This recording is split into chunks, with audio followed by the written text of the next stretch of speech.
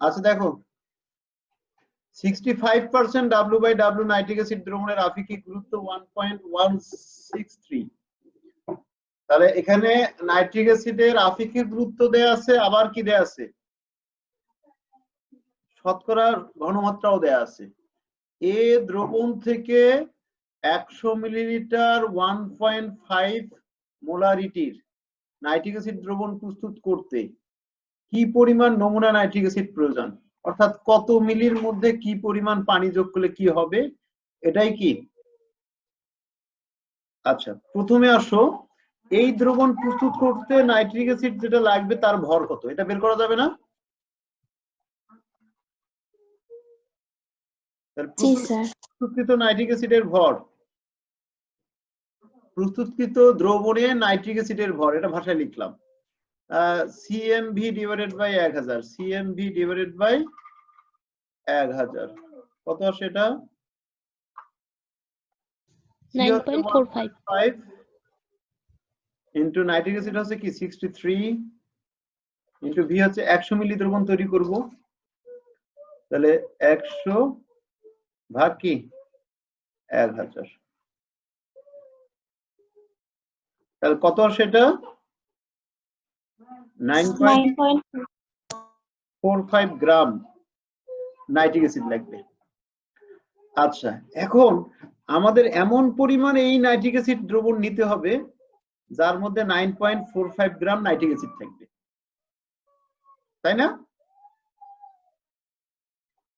এমন পরিমাণ এই যে 65% W/W নাইট্রিক অ্যাসিড দ্রবণ নিতে হবে যার মধ্যে কি আছে, যার আপেক্ষিক গুরুত্ব কত 1.163।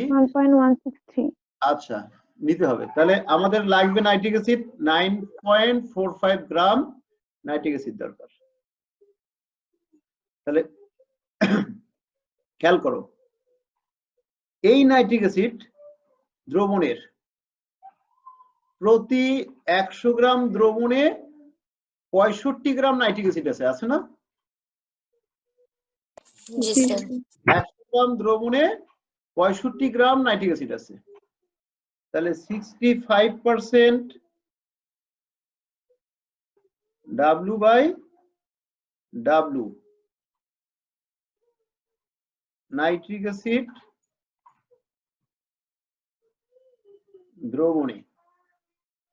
দ্রবণের আচ্ছা দ্রবণে দাও যে 65 গ্রাম নাইট্রিক অ্যাসিড আছে কি 100 গ্রাম দ্রবণে, তাহলে অতএব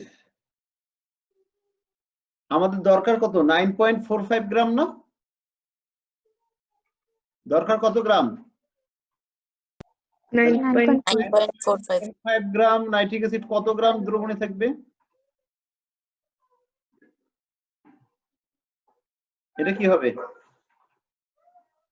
100 গুণন 9.45 9.45 ডিভাইডেড বাই কি হবে 65, কত আসে কাজটা করো তো 14.538, তাহলে 14.538 গ্রাম দ্রবণ, এই নাইট্রিক অ্যাসিড দ্রবণ যদি নেই তার মধ্যে নাইট্রিক অ্যাসিড থাকবে 9.45 গ্রাম, এটা তো বুঝছো।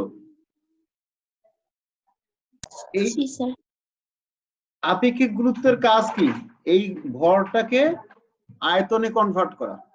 এই দ্রবণের আবার আপেক্ষিক গুরুত্ব 1.163 না? জি স্যার। আচ্ছা এটা মাথায় রাখো, 14.538 গ্রাম নাইট্রিক অ্যাসিড দ্রবণ দরকার। এখন 14 পয়েন্ট, এটা কত ছিল 14.538 গ্রাম নাইট্রিক অ্যাসিড দ্রবণের আয়তন কত হবে, আয়তন কি ভি না? জি স্যার। ভি সমান সমান হচ্ছে ডাব্লিউ ডিভাইডেড বাই কি আপেক্ষিক গুরুত্ব এস। আপেক্ষিক গুরুত্ব কি এস, ডাব্লিউ কত এস আপেক্ষিক গুরুত্ব এস জি, সিজিএস সিস্টেমে এস জি সমান সমান ডাব্লিউ ডিভাইডেড বাই ভি। তার মানে পদার্থের ভর বাই পদার্থের আয়তন, তাহলেই পাওয়া যাবে কি ওই পদার্থের আপেক্ষিক গুরুত্ব সিজিএস। তাহলে ডাব্লিউ কত হচ্ছে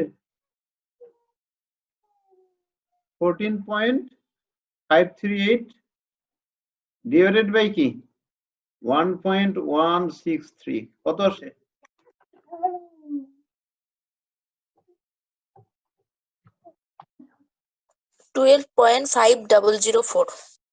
এই 12.500, তার মানে 12.5 বলা যায়।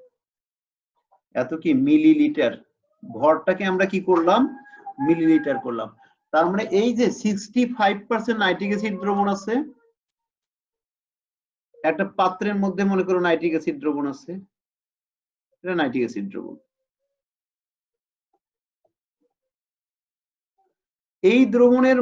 এই দ্রবণের যদি আমরা কি 12.5 মিলি মেপে নিয়ে তার মধ্যে পানি যোগ করে 100 মিলি দ্রবণ তৈরি করি, ওই দ্রবণের ঘনমাত্রা কি হবে 1.5 মোলারিটি হবে না?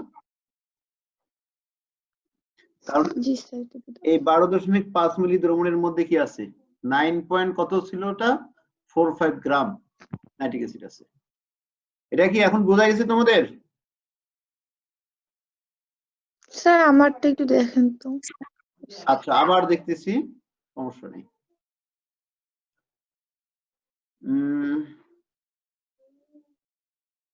এটাই কাজটা ছিল না?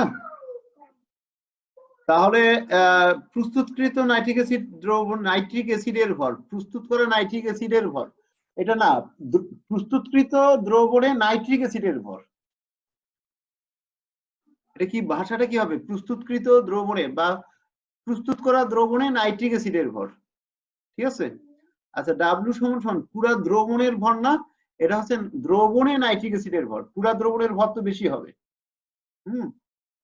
তাহলে 9.45 65% W by W nitric acid, অর্থাৎ মানে 100 গ্রাম নাইট্রিক অ্যাসিডে আছে কি 65 গ্রাম। তোমার এখানে ভুল হয়েছে, তুমি কি ভুল করছো বলো তো? তুমি 100 উল্টা পাল্টা হয়েছে। 100 গ্রাম নাইট্রিক অ্যাসিডের পরিমাণ না, 100 গ্রাম দ্রবণে নাইট্রিক অ্যাসিডের পরিমাণ 65 গ্রাম। তাহলে এটা কি, এটা কার ভর? নাইট্রিক অ্যাসিডের ভর, দ্রবণের ভর না। তুমি এটাকে তো দ্রবণের ভর বানাই দিছো, তাই না? এটা হচ্ছে শোনো একটা বিশুদ্ধ নাইট্রিক অ্যাসিডের ভর। মনে করো এখানে একটা দ্রবণ তৈরি করা হলো 100 গ্রাম, এই 100 গ্রাম দ্রবণে মনে করো 65 গ্রাম নাইট্রিক অ্যাসিড আছে। তাহলে দ্রবণটা কিভাবে তৈরি করছি? 100 গ্রাম দ্রবণ এটা কিভাবে তৈরি করা হয়েছে? 65 গ্রাম হচ্ছে নাইট্রিক অ্যাসিড আর বাকিটুকু পানি, আর 35 গ্রাম পানি। এটা কি বোঝা গেছে?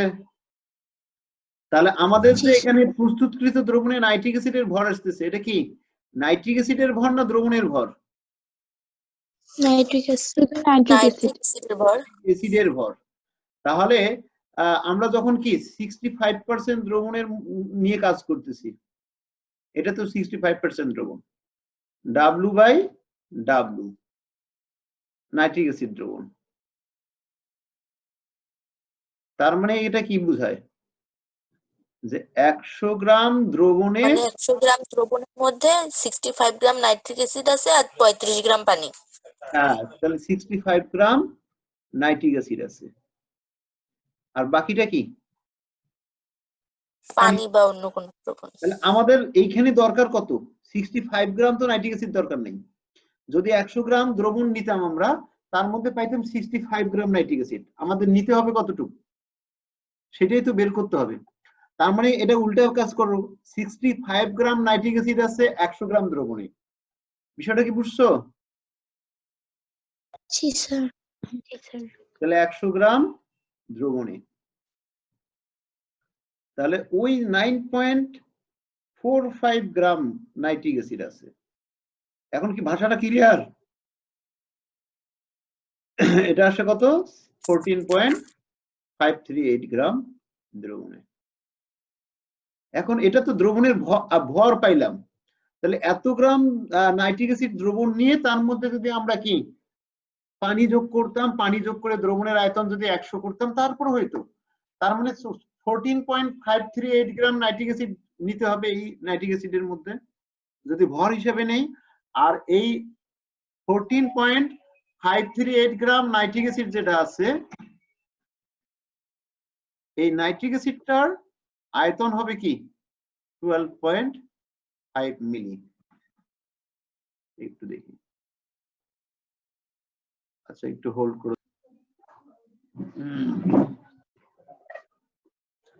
আচ্ছা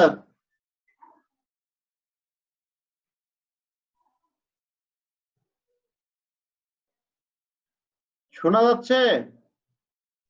স্যার আমার তো শোনা না, যাচ্ছে। আমাদেরটা শোনা যাচ্ছে। শোনা যাচ্ছে না কার?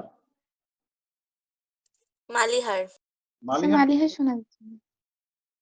তোমার শোনা যাচ্ছে না কেন? তোমার তো আনমিউট করেই জয়েন করছো। আচ্ছা, মালিহার কি এখন শোনা যাচ্ছে?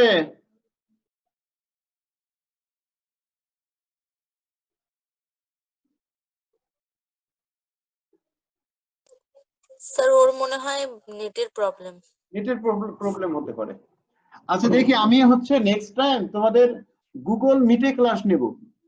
গুগল মিটে নাকি খুব সম্ভবত নেটওয়ার্ক যদি দুর্বল হয় তারপরে সমস্যা হচ্ছে না, কিন্তু জুমে যেটা সমস্যা হচ্ছে নেটওয়ার্ক দুর্বল হলে কথা শুনতে সমস্যা হয়। আচ্ছা এই প্রশ্নটার উত্তর দেখো, যে কোন অ্যাসিড ক্ষার টাইট্রেশনে কোন উপযুক্ত নির্দেশক কিভাবে শনাক্ত করতে হয় বর্ণনা করো।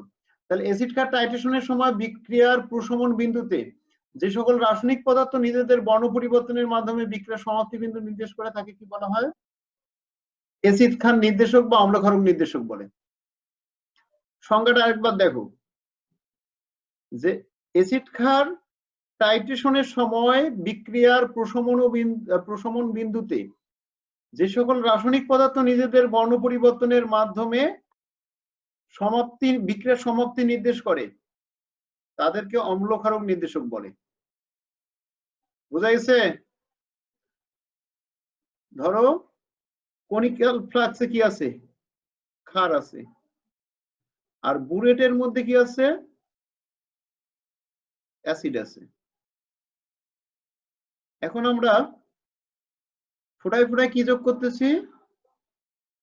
ফোটায় ফোটায় অ্যাসিড যোগ করতেছি। ফোটায় ফোটায় কি অ্যাসিড যোগ করতেছি। এখন এক সময় একবারে প্রশমিত হয়ে যাবে।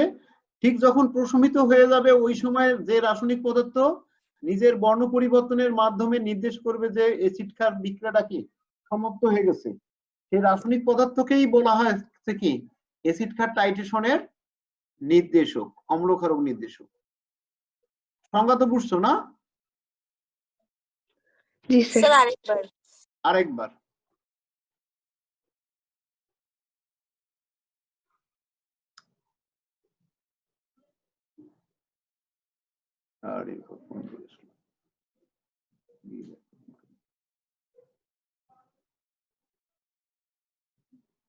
সবাই আরেকবার দেখো। আচ্ছা এই প্রশ্নের উত্তর তো জানো?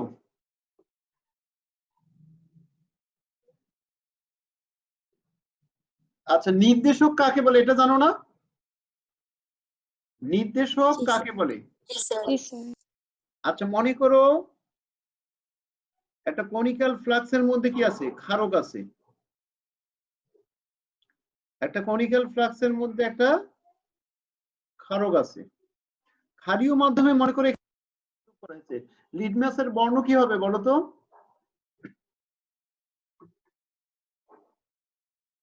লাল থেকে নীল। বর্ণটা ক্ষারীয় মাধ্যমে ঠিক বর্ণটা কি স্থির রং থাকবে? কোন রংটা নির্দিষ্ট থাকবে? লাল। লাল। না, অম্ল নীলকে লাল করে। অম্ল অম্ল কি করে? নীল লিটমাসকে লাল করে না? নীলকে লাল করে। তার মানে অম্লীয় মাধ্যমে লিটমাসের বর্ণটা হচ্ছে লাল। নীল যদিও দেয়া হয় তাহলে নীলটা লাল হয়ে যায়। এটা কি বুঝছো? অম্লীয় মাধ্যমে লিটমাসের বর্ণ কি? লাল। আর লাল আর কি করে? নীল লালকে হবে নীল করে। লালকে লালকে নীল করে। তার মানে ক্ষারের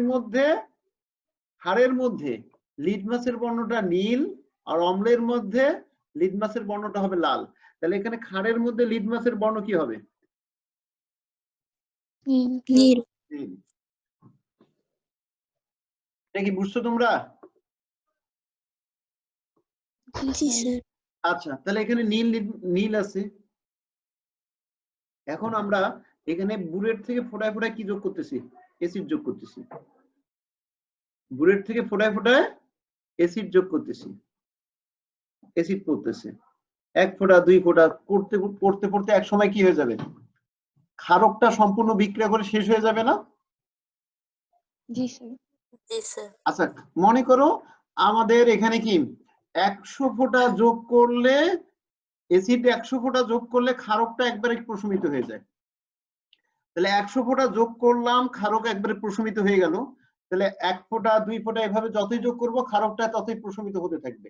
একবারে ঠিক যখন 100 ফোঁটা যোগ করব তখন ক্ষারকটা একবারে কি বিক্রিয়া করে শেষ হয়ে গেল। প্রশমিত হয়ে যাবে।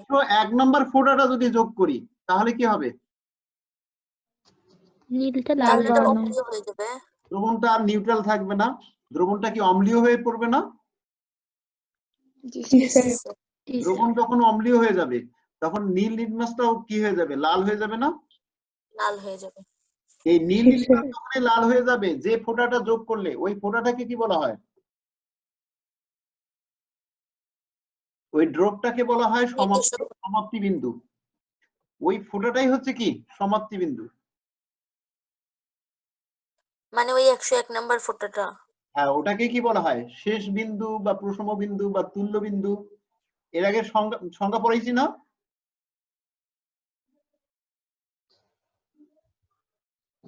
এটা কি বুঝছো তোমরা? আমি স্যার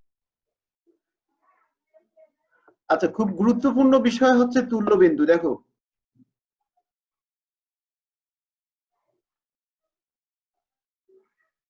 তুল্য বিন্দুর আরেকটা নাম কি? শেষ বিন্দু। শেষ মানে কি? সমাপ্তি। অথবা সমাপ্তি বিন্দুতে অ্যাসিড ক্ষার বিক্রিয়া কি প্রশমিত হয়ে যায়। তার মানে এটার আরেকটা নাম কি? প্রশম বিন্দু। তাহলে দেখো, একটা পাত্রের মধ্যে কিছু ক্ষার আছে। ধরো এই ক্ষারের মধ্যে আমরা ফোঁটায় ফোঁটায় কি যোগ করতেছি? অ্যাসিড যোগ করতেছি। ফোঁটায় ফোঁটায় অ্যাসিড যোগ করলে কি হবে? 1 ফোঁটা 1 ফোঁটা করে যোগ করতেছি। এক সময় এই ক্ষার শেষ হয়ে যাবে না? বিক্রিয়া করে প্রশমিত হয়ে যাবে। তাহলে দেখো, জি স্যার এখন মনে করো 1 ফোঁটা যোগ করলাম, কি প্রশমিত হলো কিনা এটা তো বোঝা যাবে না। তাহলে এর জন্য আমরা কি নির্দেশক এখানে যোগ করি। তাহলে ক্ষারের মধ্যে নির্দেশকের বর্ণ মনে করো কি নীল লিটমাস যোগ করছি, তাহলে নীল বর্ণ আছে। তাহলে 1 ফোঁটা যোগ করলাম, যতক্ষণ এই দ্রবণটা ক্ষারীয় থাকবে ততক্ষণ নীল লিটমাসের বর্ণ নীলেই থাকবে।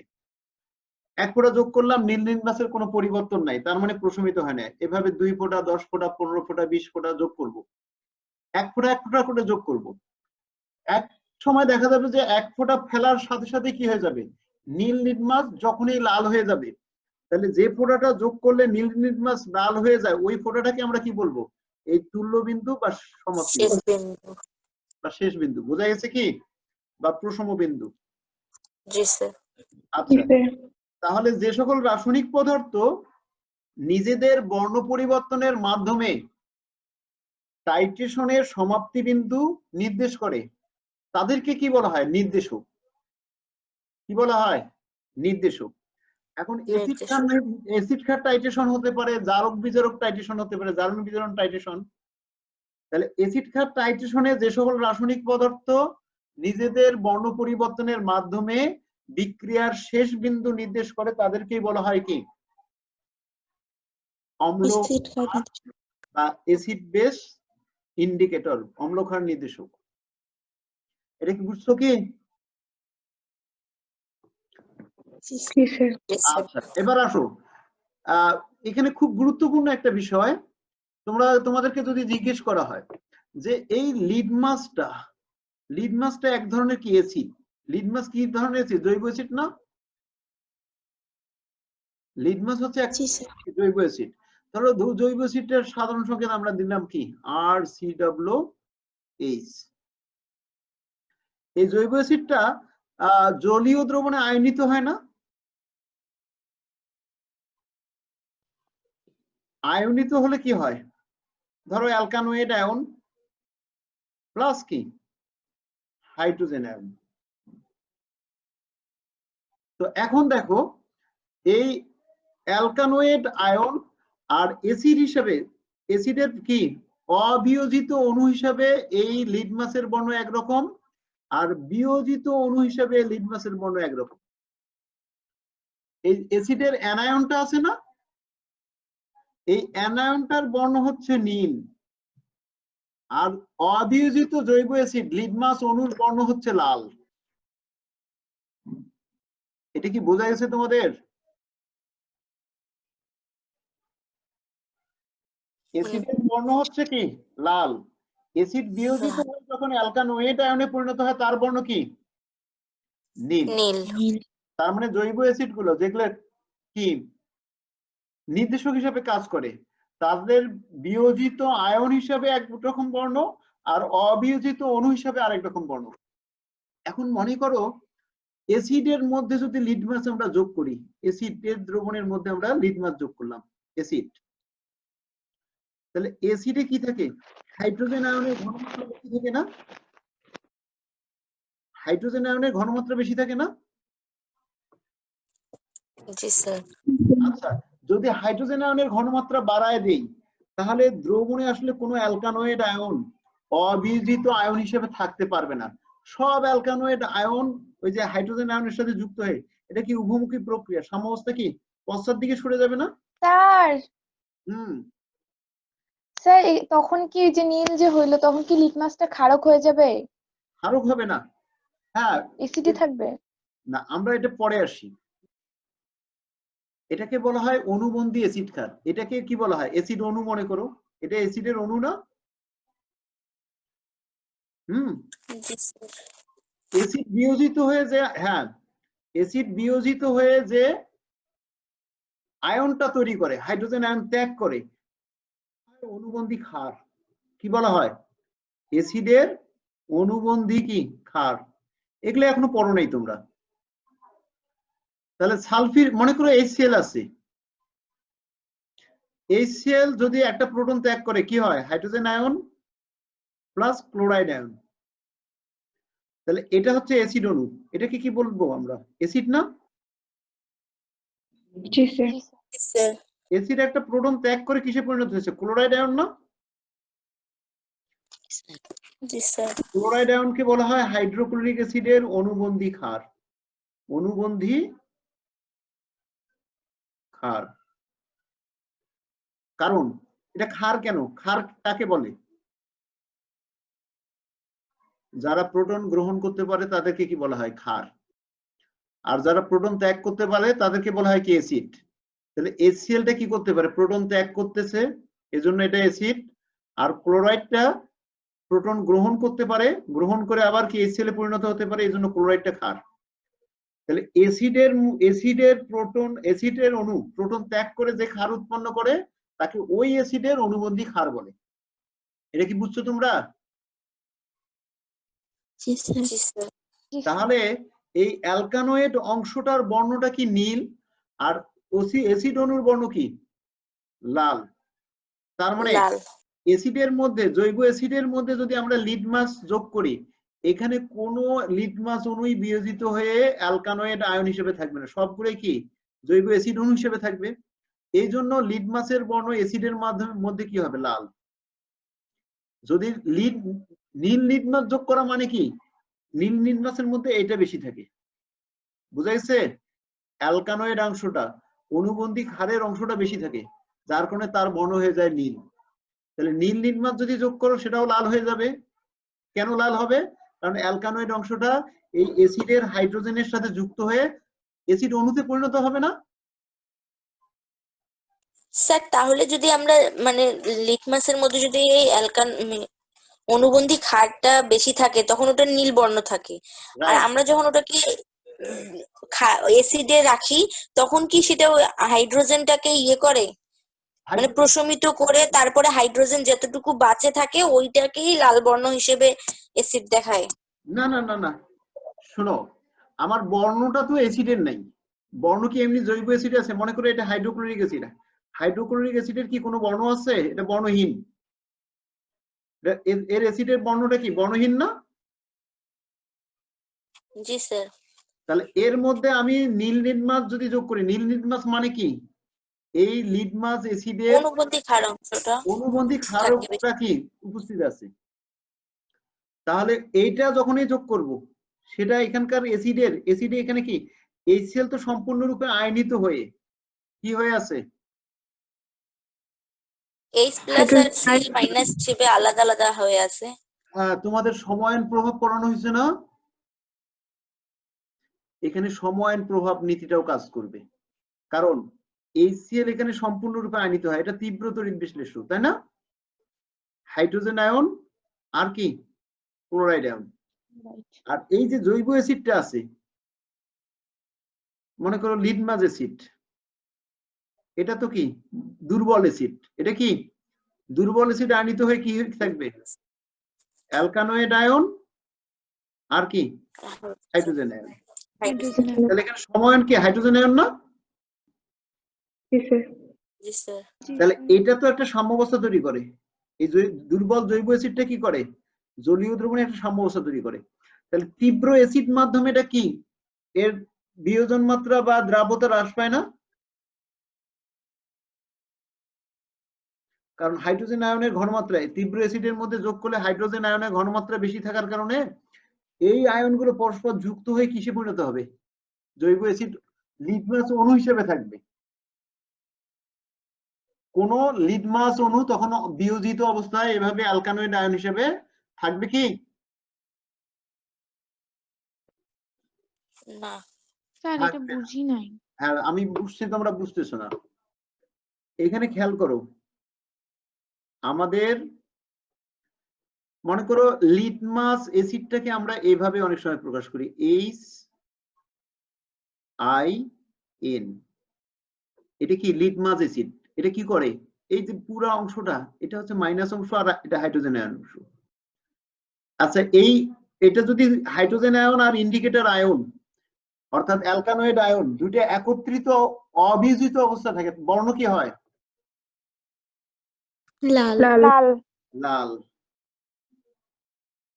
আচ্ছা মনে করো লিটমাস অ্যাসিড অণু অবিয়োজিত অবস্থায় অ্যাসিডের দ্রবণে যোগ করছি, এর বর্ণ কি লাল লালই থাকবে না অন্য কোনো পরিবর্তন হবে? লাল থাকবে। লালই থাকবে। লালই থাকবে, কোনো পরিবর্তন হবে না। এখন মনে করো এই অ্যাসিডটা বিয়োজিত হয়ে মনে করো ক্ষারীয় দ্রবণে লিটমাস পেপার নেওয়া হয়েছে। ক্ষারীয় দ্রবণে লিটমাস পেপারের বর্ণটা কি? নীল। নীল কেন বলতো? লিটমাস পেপারটার বর্ণ নীল কেন? কারণ ওখানে হচ্ছে হাইড্রোজেন আয়নটা প্রশমিত হয়ে যায় আর ক্ষারীয় দ্রবণ মনে করো, তার মানে সোডিয়াম হাইড্রোক্সাইড দ্রবণের মধ্যে আমরা কি যোগ করছি? লিটমাস অ্যাসিড যোগ করছি। লিটমাস অ্যাসিডের সাধারণ সংকেত এটা। এটা সোডিয়াম হাইড্রোক্সাইডের সাথে অ্যাসিড ক্ষার বিক্রিয়া প্রশমন বিক্রিয়া হবে না? প্রশমন বিক্রিয়া কি হয়? হাইড্রোজেন আয়ন আর হাইড্রোক্সাইড আয়ন মিলে কি পানি তৈরি করে। আর কি থাকে? সোডিয়াম আয়ন আর ইন্ডিকেটর আয়ন মিলে কি সোডিয়াম ইন্ডিকেটর আয়নের লবণ গঠন করে না? জি স্যার। আর এইটা আবার কি জলীয় দ্রবণে আয়নিত অবস্থায় থাকবে না এরকম যুক্ত অবস্থায় থাকে? সোডিয়াম লবণটা জলীয় দ্রবণে আয়নিত অবস্থায়। জলীয় দ্রবণে আয়নিত অবস্থায় মানে থাকবে। এখানে কি সোডিয়াম আয়ন আলাদা অবস্থায় আছে আর কি ইন্ডিকেটর আয়ন আলাদা অবস্থায় আছে। এই ইন্ডিকেটর আয়নটার কালার কি? নীল। নীল না লাল অম্ল। অবিয়োজিত লিটমাস অণুর বর্ণ লাল, আর বিয়োজিত হয়ে যদি ইন্ডিকেটর আয়নটা আলাদাভাবে মুক্ত হয়ে যেতে পারে তার বর্ণ কি? নীল। এটার বর্ণ নীল। তাহলে এখানে ক্ষারীয় দ্রবণে ইন্ডিকেটর আয়ন কি মুক্ত অবস্থায় থাকে? মুক্ত অবস্থায় থাকলে তার বর্ণটা কি হবে? নীল। এটা কি ক্লিয়ার এখন? জি স্যার। জি স্যার। আচ্ছা, তাহলে এখানে নীল লিটমাস মানে কি আছে? এখানে কোনো লিটমাস অণু নাই। লিটমাস অণুগুলো কি অবস্থায় আছে? ইন্ডিকেটর আয়ন হিসেবে আছে, মুক্ত ইন্ডিকেটর আয়ন। বুঝছো কি? জি স্যার। এখন মনে করো এই নীল লিটমাসটা আমরা কি করলাম? HCl অ্যাসিডের মধ্যে যোগ করলাম, তাহলে কি হবে তখন? লাল হবে। এই ইন্ডিকেটর আয়ন আবার কি HCl এর সাথে বিক্রিয়া করবে না? জি স্যার। HCl এর সাথে এখানে বিক্রিয়া করবে, তো বিক্রিয়া কি হয়ে যাবে? HIN প্লাস কি ক্লোরাইড আয়ন না? ক্লোরাইড জি আয়ন। তার মানে এই অ্যাসিডের মধ্যে কোনো মুক্ত ইন্ডিকেটর আয়ন থাকবে না। এটা কি হিসেবে থাকবে? HIN, তার মানে লিটমাস অ্যাসিড হিসেবে থাকবে, বিয়োজিত হয়ে থাকবে না। এখন কি বুঝছো? তাহলে কালারটা কি হবে? লাল। লাল। লাল। তাহলে কিভাবে নির্দেশক তার বর্ণ পরিবর্তন করে বিষয়টা বুঝছো? মানে স্যার এসিডে অবিয়োজিত অবস্থায় থাকে আর ক্ষারকে যে বিয়োজিত হয়ে যায়, এই জন্য রং পরিবর্তন হয়। রং পরিবর্তন হয়, রাইট। ক্লিয়ার কি? জি স্যার। অন্য সবাই? জি স্যার। ওকে। জি স্যার। তার মানে এখন এটা কিন্তু নিচে দেয়া আছে যে নির্দেশক কিভাবে বর্ণ পরিবর্তন করে, নিজেদের বর্ণ পরিবর্তন করে। এটা কিন্তু এই যে নির্দেশক অম্লীয় ও ক্ষারীয় মাধ্যমে ভিন্ন বর্ণ প্রদর্শন করে কেন? অম্লীয় মাধ্যমে এক ধরনের বর্ণ প্রদর্শন করে, ক্ষারীয় মাধ্যমে কি আর এক রকম বর্ণ প্রদর্শন করে। তাহলে কেন?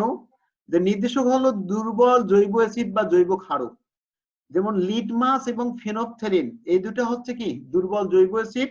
মিথাইল অরেঞ্জ, মিথাইল রেড, এগুলো হচ্ছে দুর্বল জৈব ক্ষার।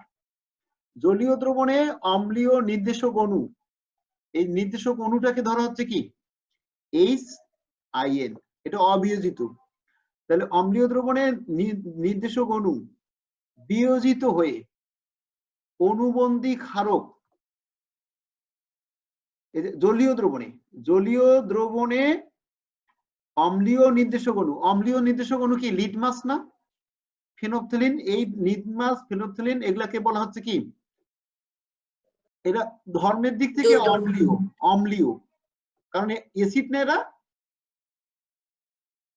তাহলে জি স্যার। এই অম্লীয় নির্দেশক অণু বিয়োজিত হয়ে অণুবন্ধী ক্ষারক ইন্ডিকেটর আয়ন উৎপন্ন করে। অবিয়োজিত অণু HIN ও তার অণুবন্ধী ক্ষারক IN- এর বর্ণ ভিন্ন। তাহলে অণু হিসেবে তার বর্ণ একরকম, আর বিয়োজিত হলে তার বর্ণ আরেক রকম। বিয়োজিত ইন্ডিকেটর আয়নটার বর্ণ আরেক রকম।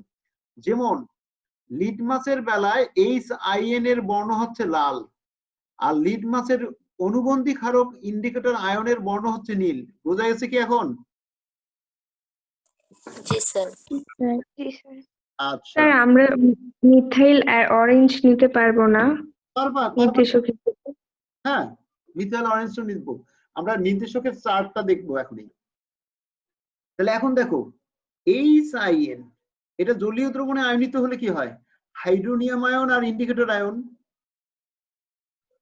তাহলে এই অবিয়োজিত অণুটার কালার কি? রেড, আর ইন্ডিকেটর আয়নটার কালার কি? ব্লু। এটা কি বুঝছো? তাহলে এটা জি স্যার। জলীয় দ্রবণে।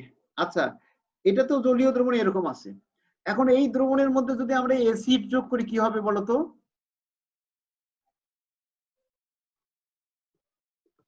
লাল হবে। তাহলে ইন্ডিকেটর আয়ন কি থাকতে পারবে? ইন্ডিকেটর আয়ন গুলো যে অ্যাসিড যোগ করব সেই অ্যাসিডের হাইড্রোজেন আয়নের সাথে যুক্ত, অ্যাসিডের সাথে বিক্রিয়া করবে, হাইড্রোজেন আয়নের সাথে যুক্ত হয়ে কি হবে? HIN, অর্থাৎ লিটমাস অণুতে পরিণত হবে না, অর্থাৎ সাম্যাবস্থাটা কি পশ্চাৎ দিকে সরে যাবে। কোন দিকে সরে যাবে? পশ্চাৎ দিকে। পশ্চাৎ দিকে। অর্থাৎ মুক্ত ইন্ডিকেটর আয়ন গুলো অ্যাসিডের হাইড্রোজেন আয়নের সাথে যুক্ত হয়ে অবিজিত ইন্ডিকেটর অণুতে পরিণত হবে। আচ্ছা, যদি এই সাম্যাবস্থার এখানে আমরা অ্যাসিড যোগ না করে ক্ষার যোগ করি তাহলে কি হবে? অ্যাসিড অণুগুলো সম্মুখ মুখে যাবে। তাহলে পশ্চাৎ সম্মুখ দিকে সরে যাবে।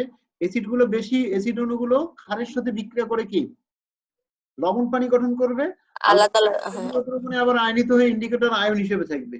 অর্থাৎ দ্রবণে ইন্ডিকেটর আয়নের ঘনমাত্রা বাড়তে থাকবে, তখন বর্ণ কি হয়ে যাবে? নীল হয়ে যাবে। নীল পরিবর্তিত হয়ে যাবে। বোঝা গেছে কি? জি স্যার। আচ্ছা, এইগুলো একটু দেখে নিবা। আচ্ছা, এখন নির্দেশকের একটা চার্ট দেখাই তোমাদের। এই চার্টটা কিন্তু মুখস্থ করে ফেলতে হবে। লেখাগুলো একটু ছোট করে দিই।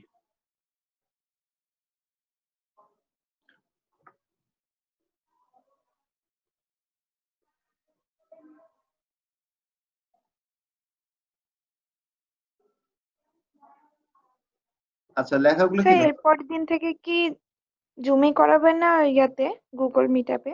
আচ্ছা, গুগল মিটটা আমি আগে নিজে ট্রাই করব, ঠিক আছে? আর তারপর দেখি, কারণ এই ইয়াটা জুমটা এখন সমস্যা করতেছে। এই যে আউট হয়ে গেছে কে? মালিহা?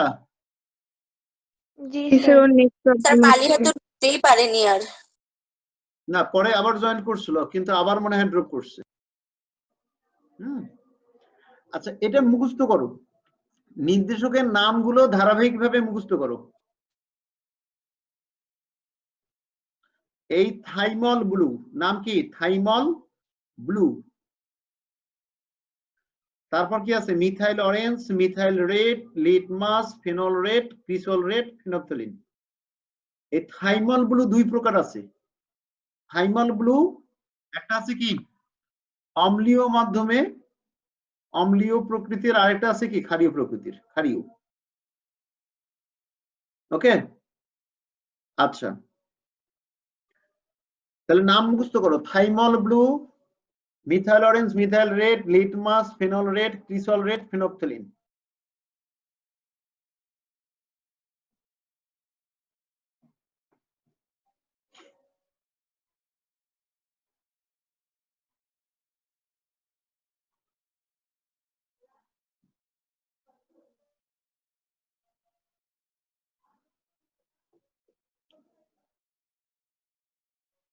নামগুলো কি মোটামুটি দেখা হয়েছে না? জি sir. Thymol blue, methyl orange, methyl red, litmus, phenol red, cresol red, phenolphthalein. Okay, এখন খেয়াল করো, নামগুলো ধারাবাহিকভাবে মুখস্থ রাখতেই হবে আমাদের। এই নাম ধারাবাহিকভাবে মুখস্থ রাখার জন্য নিচে একটা সংকেত দেয়া আছে। থাতে থাইমল ব্লু, মি অতে কি মিথাইল অরেঞ্জ, মিতে আবার মিথাইল রেড, লিতে লিটমাস, ফেরতে ফেনল রেড, কিনলোতে কি ক্রিসল রেড, তারপর ফিনপথলিন। কয়টা আছে? 1 2 3 4 5 6 7টা। 1 2 3 4 5 6 7টা। থাইমল ব্লুর থা, এটা আমরা পড়বো থামিয়া। থামি অ না পড়ে কি পড়বো? থামিয়া, মিলি, ফের, কিনলো, ফিনপথলিন। থাতে থাইমল, মিয়তে মিয়া, থামিয়া, দুইটা মিলে একটা শব্দ থামিয়া। তাহলে থামিয়া, মি, লি আলাদা করে লিখো। তারপর কি? ফের, কিনলো, ফিনপথলিন। এটার ফেনপথলিন উচ্চারণটা কি? ফেনলপথলিন। মূলত আমরা সহজভাবে করি ফেনপথলিন। ওকে, অনেক ক্ষেত্রে লেখাও আছে ফেনপথলিন। আচ্ছা, তাহলে থাতে থাইমল ব্লু, মিয়াতে কি মিথাইল অরেঞ্জ, মিতে মিথাইল রেড, লিতে লিটমাস, ফেরতে ফেনল রেড, আর কিনলোতে ক্রিসল রেড, ক্রিসল রেড। ফেনফথলিন। মনে থাকবে? এই থাইমল গুলোর অম্লীয় দ্রবণে বর্ণ হচ্ছে লাল, ক্ষারীয় দ্রবণে বর্ণ হচ্ছে কি হলুদ। তাহলে প্রথমে অম্ল, তারপর কি ক্ষার। তাহলে মনে রাখার ক্রমটা দেখো, লাল হলুদ, লাল হলুদ, লাল হলুদ, লাল নীল। তাহলে প্রথম চারটাই লাল, লাল হলুদ, লাল হলুদ, লাল হলুদ, লাল নীল। মাঝেরটা কি? লিটমাসের ক্ষেত্রে লাল নীল।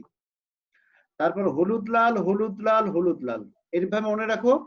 আর তিনটা অংশে তিনটা জায়গায় কি চেঞ্জ করবো আমরা। বইয়ে যেটা দেয়া আছে সরাসরি চার্ট, এই বর্ণটা মুখস্থ করতে পারবা না, এলোমেলো মনে হবে। তাহলে অম্লীয় মাধ্যমে থাইমল গুলোর বর্ণ হচ্ছে লাল, ক্ষারীয় মাধ্যমে বর্ণ হচ্ছে কি হলুদ। হলুদ।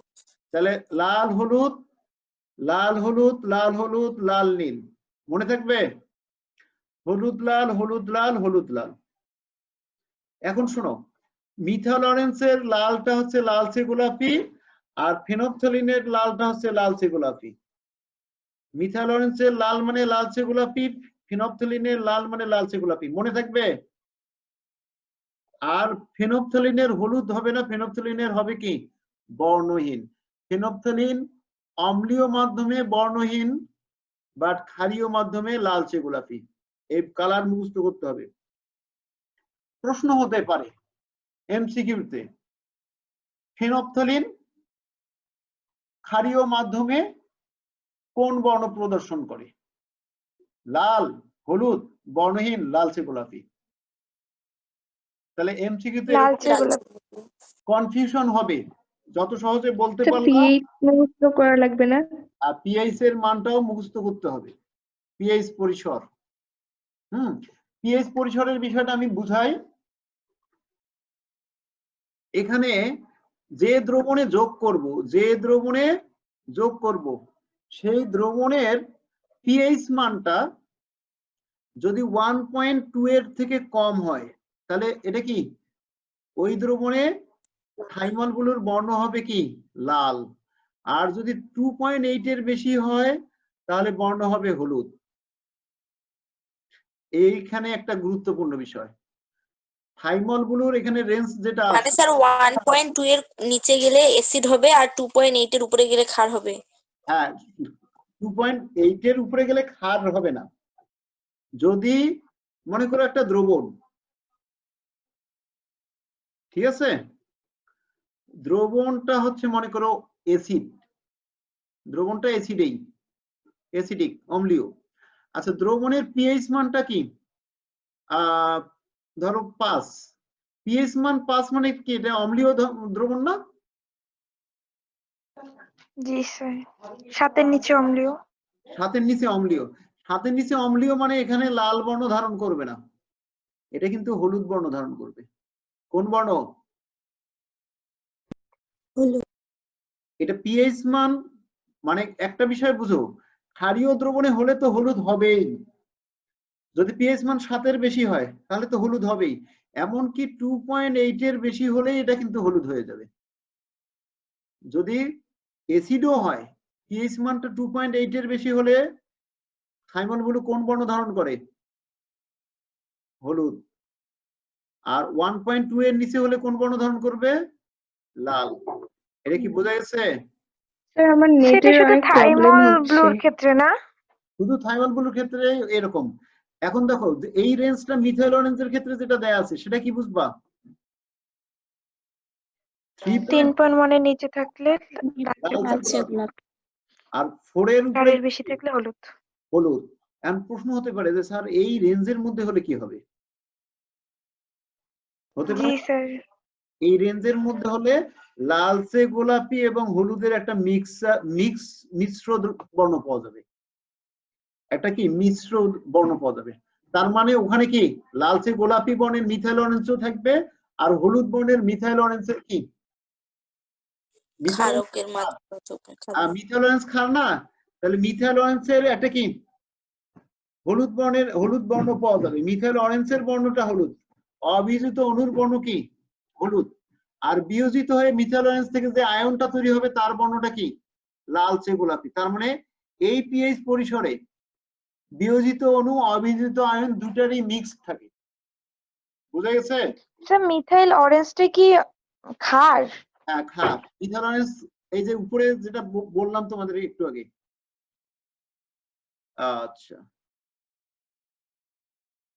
এই যে এখানে লেখা আছে লিটমাস আর ফেনফথলিন হচ্ছে দুর্বল জৈব অ্যাসিড, আর মিথাইল অরেঞ্জ হলো দুর্বল জৈব ক্ষার। এটা কি?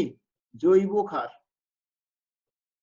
তাহলে এর অবিয়োজিত ক্ষারীয় মাধ্যমে এটা কি ক্ষার হিসেবেই থাকবে, আর অ্যাসিডের মধ্যে ওটা কি লবণ পানি গঠন করবে, তাই না?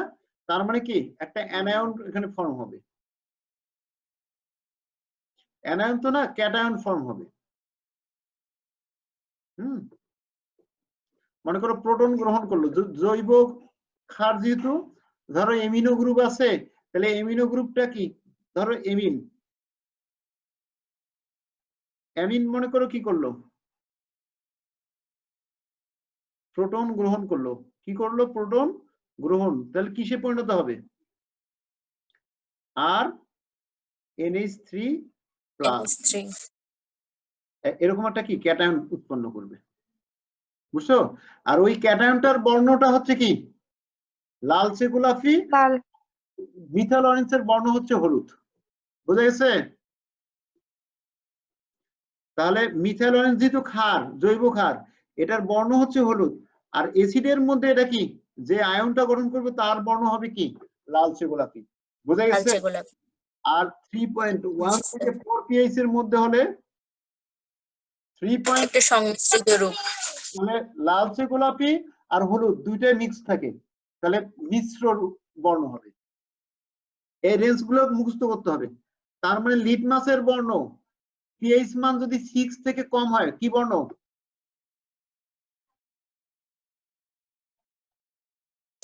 6 থেকে কম হলে হচ্ছে লাল।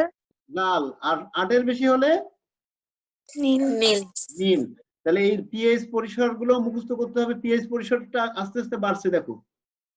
তাহলে একবারে অম্লীয় মাধ্যমে 1, এটা কি 1.2 থেকে 2.8, মিথাইল অরেঞ্জটা 3.1 থেকে কি 4, মিথাইল রেডটা হচ্ছে 4.2 থেকে 6.3, লিটমাস হচ্ছে 6 থেকে 8। আস্তে আস্তে pH পরিসরের রেঞ্জটাও বাড়ছে না? জি স্যার। আচ্ছা, ছাত্র জীবনে এগুলা মুখস্থ রাখাটা ছিল অনেক টাফ কাজ। এইভাবে সাজানোর পর যখন মুখস্থ করবা তখন কাজটা সহজ হবে।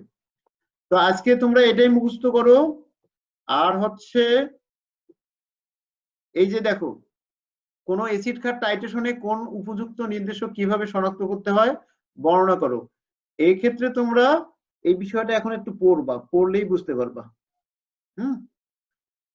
এটা পড়লেই বুঝতে পারবা। এখানে আরো একটা বিষয় আছে, টাইট্রেশনের সমাপ্তি বিন্দুতে পিএইচ মানটা কি ধরনের পরিবর্তন হয় এটা বুঝতে হয়। এটা তোমাদের আরো একটা লেকচার লাগবে, একদিনে হবে না। তাহলে নেক্সট দিন আমি তোমাদেরকে আবার এটা পড়াবো, টাইট্রেশনের সমাপ্তি বিন্দুতে পিএইচ পরিসর, পিএইচ এর মানের কি পরিবর্তন হয়। পিএইচ মানটা এখানে দেখো, তীব্র অ্যাসিড মনে করো ইয়াতে নিছো, তীব্র অ্যাসিড কনিক্যাল ফ্লাক্সে নিছো, নিয়ে তার আচ্ছা তার মধ্যে কি মৃদু ক্ষার যোগ করতেছো, মৃদু ক্ষার যোগ করতেছো, তাহলে কি হবে? সমাপ্তি বিন্দুতে পিএইচ মানটা 3.5 থেকে হঠাৎ পরিবর্তিত হয়ে 7 বা তার উপরে চলে যাবে। এই সমাপ্তি বিন্দুতে কি হয়, পিএইচ মানের হঠাৎ করে এরকম পরিবর্তন হয়। পিএইচ পরিবর্তনের রেঞ্জ এটা, তুল্য বিন্দুতে পিএইচ পরিসর। তার মানে তীব্র অ্যাসিডের মধ্যে যদি 3.5 থেকে একেবারে সাথে চলে যাবে নাকি ধীরে ধীরে 3.6 3.7 এভাবে একবারে চলে যাবে। ধরো শোনো, এটা মনে করো একটা তীব্র অ্যাসিড আছে, মনে করো হাইড্রোক্লোরিক অ্যাসিড আছে। হাইড্রোক্লোরিক অ্যাসিডের এখানে সমাপ্তি বিন্দুতে পিএইচ মানটা আছে 3.5। পিএইচ মানটা কত? 3.5। আচ্ছা, এখন আমি মনে করো 1 ফোঁটা ক্ষার যোগ করার সাথে সাথে এটা প্রশমিত হয়ে গেছে এবং কি দ্রবণটা ক্ষারীয় হয়ে গেছে। ক্ষারীয় হয়ে গেলে কি পিএইচ মানটা কত হবে? 7 7 এ চলে যাবে। তাহলে তীব্র অ্যাসিডের মধ্যে যদি আমরা মৃদু ক্ষার যোগ করে টাইট্রেশন করি, সমাপ্তি বিন্দু যেটা লাস্ট বিন্দুটা পড়বে সেখানে পিএইচ মানটা হঠাৎ করে কি হবে, 3.5 ছিল হঠাৎ করে 7 হয়ে যাবে। এটা হচ্ছে তুল্য বিন্দুতে পিএইচ পরিসর। আচ্ছা, এটা কি বুঝছো তোমরা? এটা জি স্যার। দেবো, চিত্র সহ বুঝাই দেবো। আজকে এমনিতে এগুলো রিডিং পড়ে রাখো, কারণ ভালোভাবে বোঝার চেষ্টা করো নিজেরা বই পড়ে, একদিনে হবে না। তো ঠিক আছে, নেক্সট দিন আমরা এই বিষয়গুলো নিয়েই আলোচনা করব। আল্লাহ হাফেজ। আসসালামু আলাইকুম। আসসালামু আলাইকুম স্যার। আসসালামু আলাইকুম স্যার।